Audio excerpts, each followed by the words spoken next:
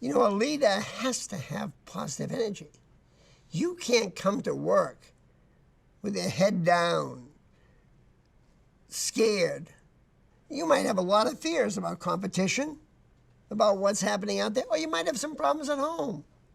Leave the problems at home, and leave the fears in the back of your head. Now, I don't mean for you to be Pollyanna, and I don't mean for you to be a cheerleader blindly with the rain coming in the windows. What I do mean, though, is for you to exude a can-do attitude. We can do it.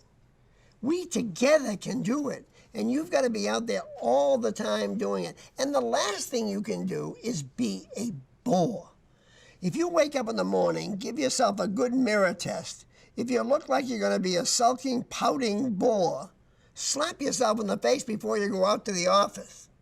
Don't come into the office as a bore and bother people and have your head down and drone on or any of those characteristics. We got to win. It'd be like a football coach coming to a game. Look, business is a game too.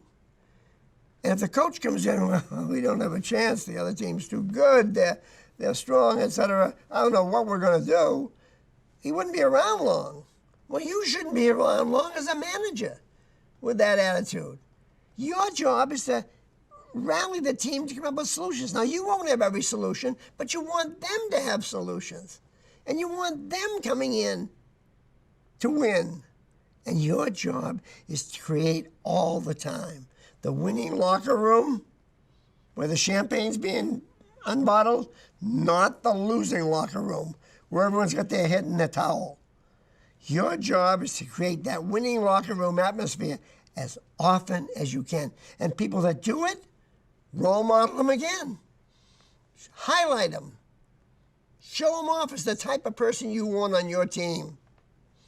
Look, teams, for example, talk all the time about who's the leader on this team. It might be the left tackle on a football team.